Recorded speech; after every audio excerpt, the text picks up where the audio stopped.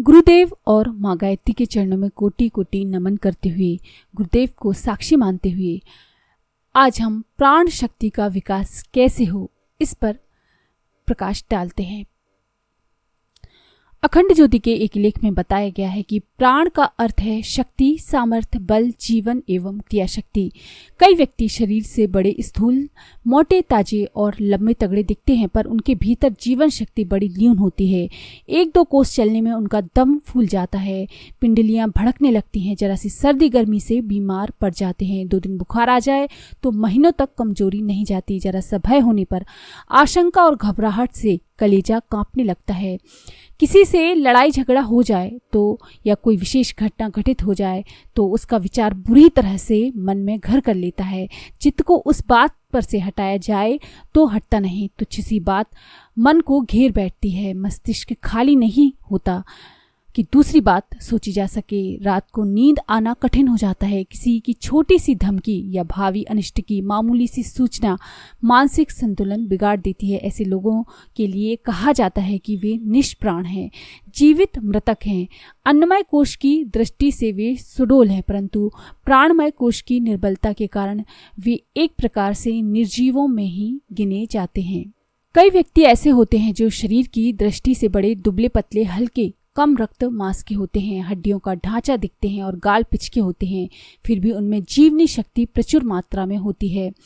तांतिया डाकू इतना पतला था कि उसके शरीर की तुलना रुई धुनने की ताव से करके तांतिया नाम रख दिया गया था। फिर भी वह जेल की ऊंची दीवार पर छलांग मारकर चढ़ गया था। उसकी स्फूर्ति, जीवनी शक्ति, छरहरापन और ताकत देखकर आश्चर्य करना पड़ता था। महात्मा गांधी की शारीरिक दुर्बलता प्रसिद्ध है। वे हल्के, नाटे, दुबले और कमजोर थे। थोड़ा सा बकरी का दूध और जरा से फल खाते थे, फिर भी उनकी प्राण शक्ति असीम थी। अंग्रेजी सरकार उनकी शक्ति को देखकर थर्राया करती थी। विदेशी राजनीतिज्ञ उन्हें 96 पाउंड का बम का गोला बताया करते थे। सदियों से गुलामी में सड़ने वाली भारतीय जनता में उन्होंने प्राण फूंक दिए और युग को पलट डाला। और भी ऐसे कितने ही मनुष्य हैं जो शरीर की दृष्टि से तुच्छ हैं, पर उनका साहस, ओज, तेज, पराक्रम, पुरुषार्थ महान है।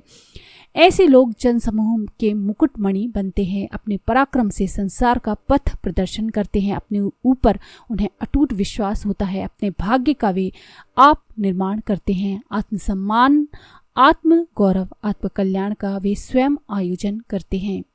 प्राण शक्ति का चमत्कार मनुष्य के शरीर पर भी चमकता है। किसी का मुर्दा सा, मुरझाया हुआ, डरता सा, सक पकाया हुआ, दीनतापूर्ण या उजड़ा चेहरा देखकर यह आसानी से जाना जा सकता है कि वह भीतर से खोखला है। जिसके नेत्रों में भीतर से एक बिजली की सी चमक रही है, जिसके होठों पर प्रसन्नता के स्फुलिंग उड़ रहे हैं, जिसके चेहरे पर गंभीरता और दृढ़ता जमी हुई है, उसकी ऊंची गर्दन और स्थिर भवें निर्भयता और आत्मसम्मान प्रकट कर रही हैं, जिसकी वाणी में प्रभाव और प्रामाणिकता है, उसे हर ओजस्वी, तेजस्वी या प्राणवान हम कह सकते हैं। ये प्राण ही जीवन है। प्राण के निर्बल होते ही जीवन लड़खड़ा जाता है। प्राण निकलते ही देह ऐसी हो जाती है कि उसे छूना तक अशुभ समझा जाता है और उसे जल्द से जल्द जलाकर या गाड़कर नष्ट कर डालने का प्रबंध किया जाता है, क्योंकि यदि कुछ समय वह यूं ही रखी रहे तो सड़कर भारी दुर्गंध एवं रोग विस्तार का कारण बन जाती है। प्राणवान भीष्म जी ने उत्तरायण सूर्य में देह त्याग करने की इच्छा से अपने प्राणों को शरशैया पर कई महीने प्राण को रोककर उन्होंने रखा था। जैसे उचित आहार, उचित श्रम, उचित विश्राम, उचित स्वच्छता द्वारा शरीर को स्वस्थ रखा जा सकता है, वैसे ही निर्भयता, प्रसन्नता, ईमानदारी और आत्मनिर्भरता द्वारा प्राण शक्ति को सुस्थिर रखा जा सकता है। निर्भयता का अर्थ है किसी से भी ना डरे। समुचित साहस और शौर्य हम में होना चाहिए। जब बेचारी मृत्यु तक हमें नष्ट नहीं करती तो इन तुच्छ से क्षण में धूप छांव की तरह आने जाने वाली सुख दुखों की क्या बिसात है जो हमें डरावे। जो परमात्मा से उसके दंड से डरता है, उसे किसी से भी डरने की आवश्यकता नहीं। विपत्ति कागज के हाथी के समान है जो दूर से बहुत डराती है, पर जब पास आती है तो तुच्छ मालूम पड़ती है। कोई ना कोई रास्ता ऐसा निकल आता है कि वह मुसीबत बात की बात में कट जाती है। ईश्वर की अपार दया, करुणा और शक्तिशालीनता पर जिन्हें भरोसा है वे जानते हैं कि कोई भी दुख, कष्ट, नुकसान, अनिष्ट या अभाव ऐसा नहीं जो इतना दुख दे सके कि हमें उससे डरने की आवश्यकता पड़े।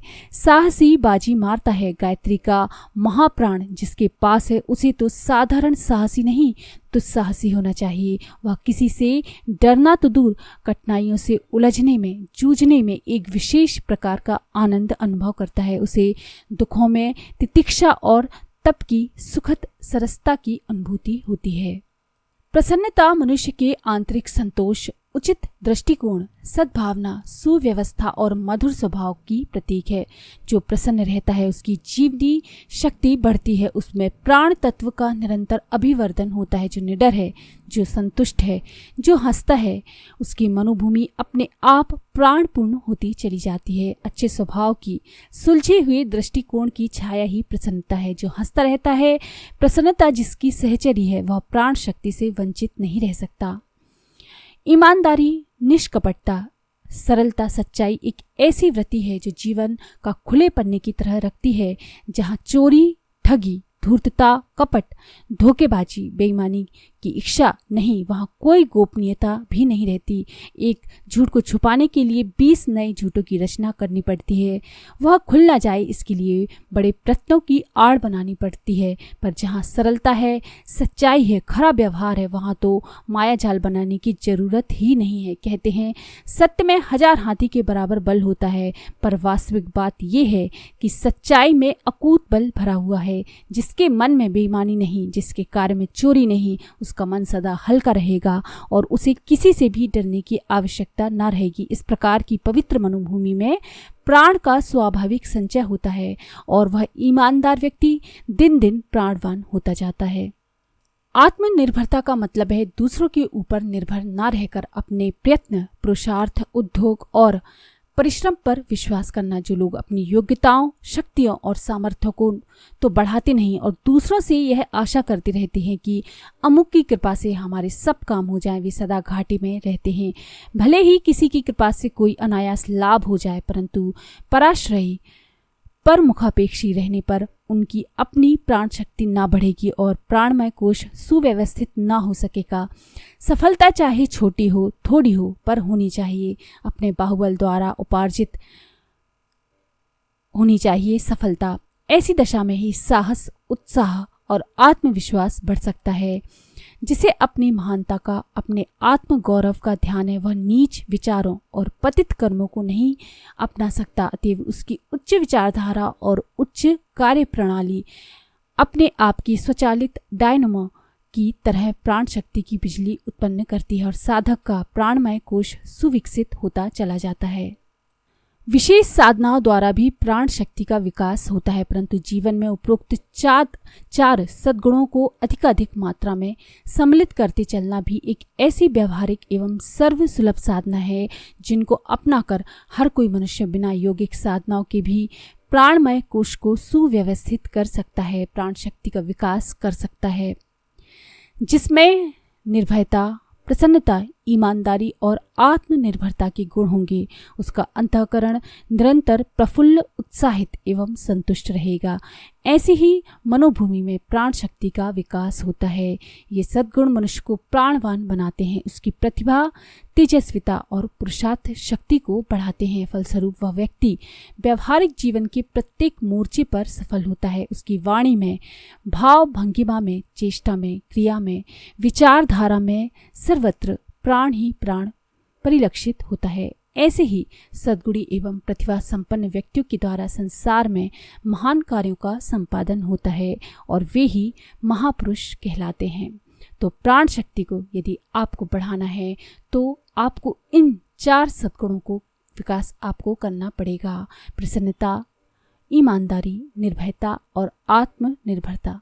तो इस तरह से आप अपनी प्राण शक्ति को बढ़ा सकते हैं। अगर आपको ये जानकारी पसंद आई तो प्लीज़ लाइक करें, शेयर करें, सब्सक्राइब करें मेरे चैनल को। धन्यवाद।